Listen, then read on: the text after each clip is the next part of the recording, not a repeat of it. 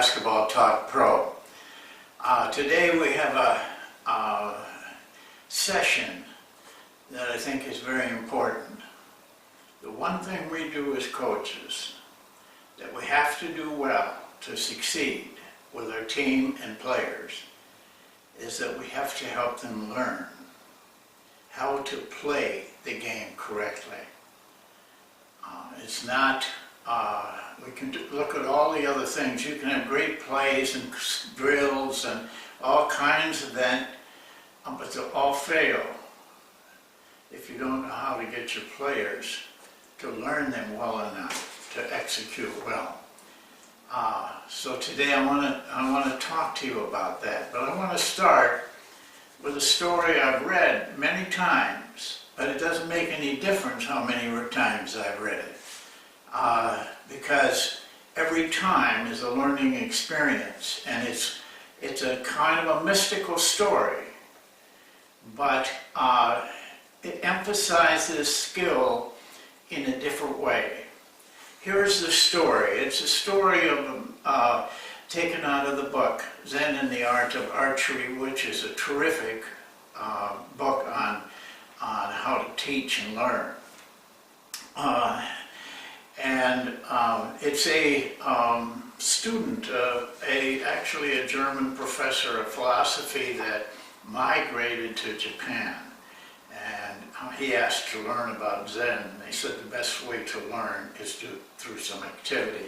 So he chose archery. And now, when this story took place, he had been practicing and learning archery for 4 years with a master, the top master of all the Japanese masters in training archery.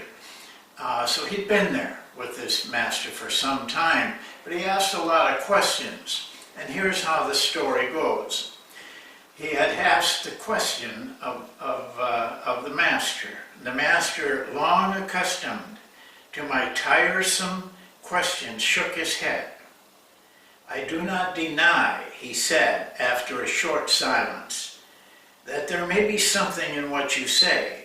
I do stand facing the goal in such a way that I'm bound to see it, even if I do not intentionally turn my gaze in that direction.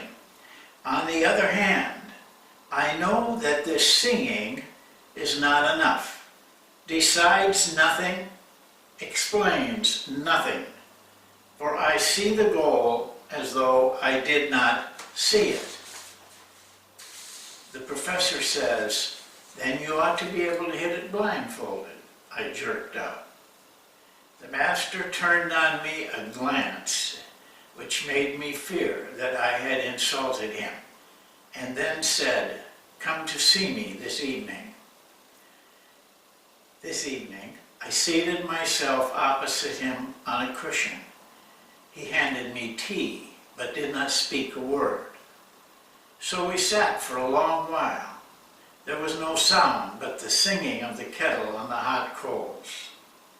At last the master rose and made me a sign to follow him. The practice hall was brightly lit.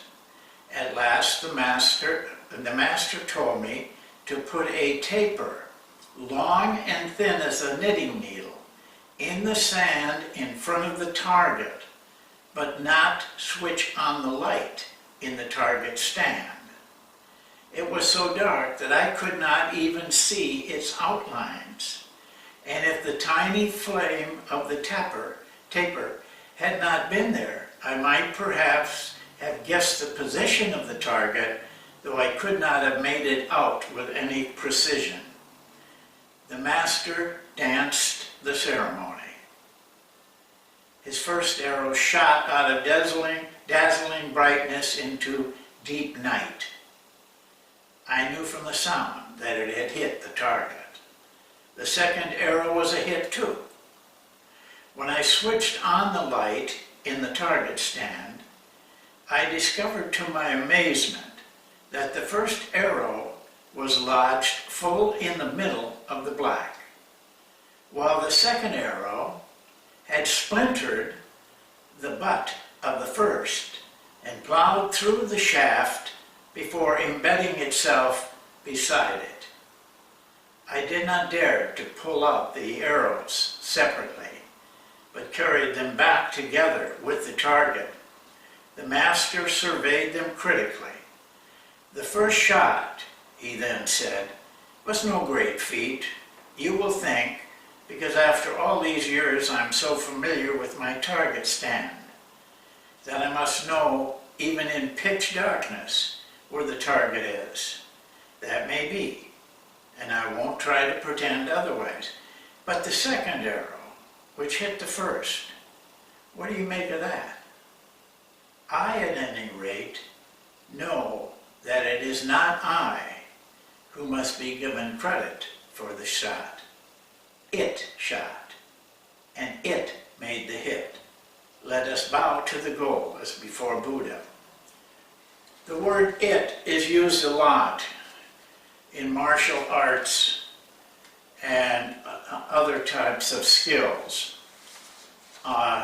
There's no way we can tell you what it is, and the master says that. You can only learn what it is through experience. Many, many people have studied it for centuries, and I won't expand on it in this talk, but I will say this, that you must try to deal with it. If you really want to understand skill, terrific skill, you must understand it. So you start today. Well,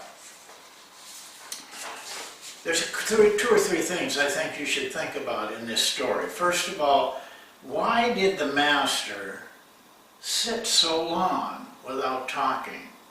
He had been there for a while, and he didn't even talk to the professor when he came. Why did he dance the performance? Well, so that you understand, that's what they called the ritual leading up to the shot. Why the fast execution of those shots? Once he decided to shoot, he shot just like that. Painters of Japanese art do the same thing. They will sit, do the ritual, paint so quick, takes less than a minute, and then leave the picture there.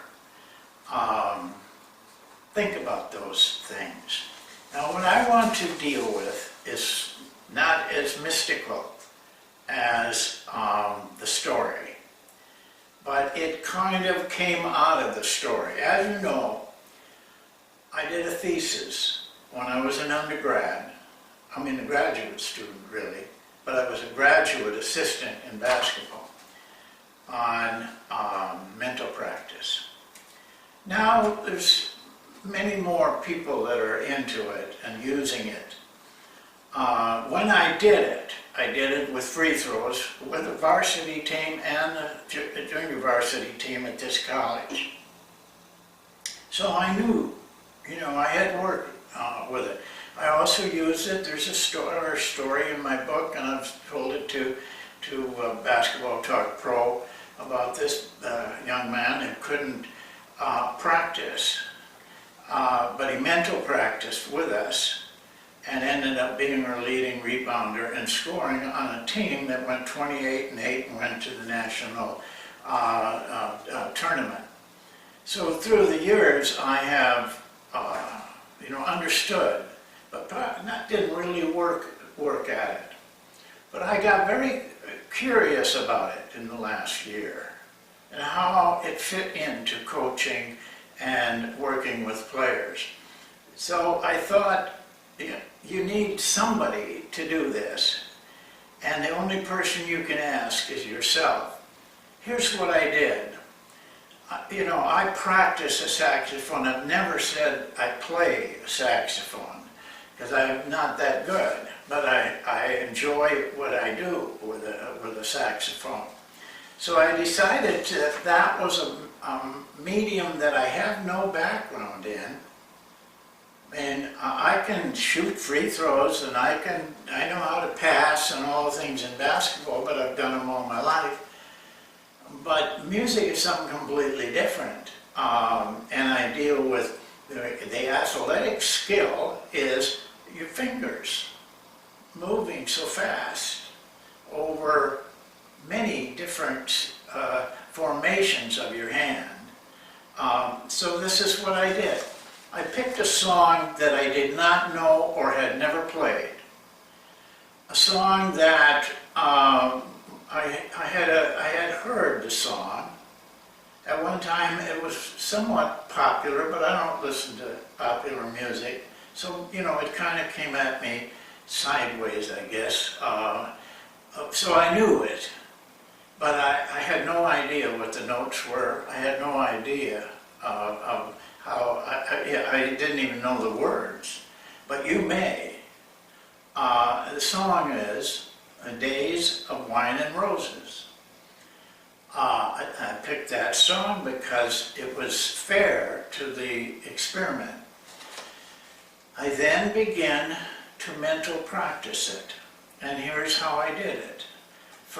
At first, I could only take one measure at a time, and the first measure of that song is just one note.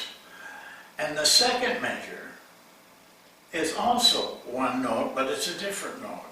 That's how I started. After a while, I was able to switch to go to phrases. I would go to maybe a 6 to 10 note phrase and work on that with my mental practice. I learned the words with the notes. That is important for you to know.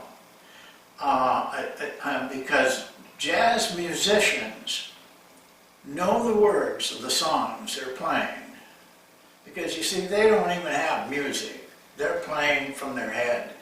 And because of that, I knew that I should do that.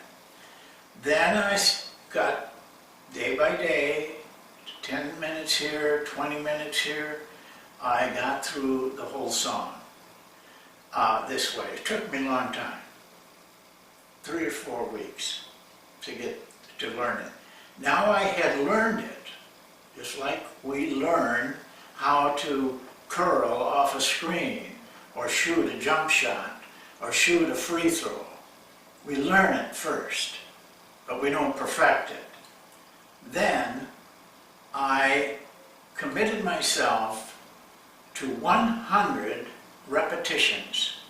I thought that I tried to come up with a number, and I thought, but based on what I had gone through, 100 repetitions. So I would do as many as I could in a day, but I quit when I started to lose my concentration.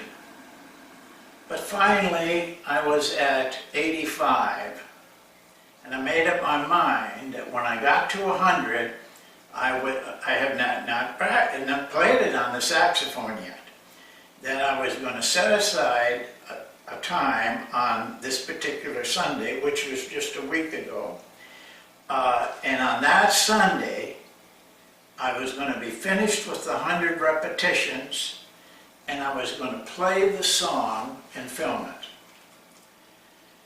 I wanted to see if I could play the song through, because, you see, I knew the notes, and I knew the words, but my fingers had never touched those notes in that succession. But I played the song completely through my first time that I ever played the saxophone with it, after a month, maybe a month and a half. That convinced me that this was a learning device that we should incorporate into everything we do. There should be a time that you mental practice with your players. You can do it as a team, like I did in my study when I was a very, very young coach, or you can do it individually. For example, when I was with Orlando, Grant Hill was making his comeback from his injury. He was very restricted in what he could do, but he came to me one day and he said, you know, because he built his career on driving, and he said, for some reason, I can't, when I put the basketball down in the drive, I'm very unsure of myself because I haven't done it for a long time. He said, and it's slowing me down on my drive, so I'm not as effective. But he was restricted by a therapist, by the way. I have no love for those guys, so he couldn't, you know, we couldn't drill him separately. So I suggested to him, because he's a very bright guy, I said, you know, why don't you try mental practicing it? He said, I know a little bit about mental practicing. I said, that way you don't have to use your body, you're just using your mind. And I said, Grant, I believe you will learn it well enough so that you can pick up your speed. And he did. So you can do it with an individual, you can do it with a team. But there is some rules you got to follow. Now, I'm not going to go into those today because I've done it before. It'll be, you know, there's some place in here that we've gone over those rules. But the one thing you must remember is this: you never fail when you're mentoring practicing. See, that's the key. You are successful. You don't miss shots. You don't miss free throws when you mental practice. And that enhances the physical skill. We are going to go through in this next 30 or 40 videos that we're doing and touch base on all of those points. Because this is important, an important part of coaching that you do yourself a real favor if you will take the time to learn. So, that's it for today. It was a quick look at it. Don't forget the IT story. And don't forget mental practice. Use it yourself. If you have trouble and you want me to go into the rules again, I'll do that. Somebody's got to tell me, you know, and I might do it on my own also. Anyway, it's a great addition to your skill as a teacher and a coach. We'll see you next time.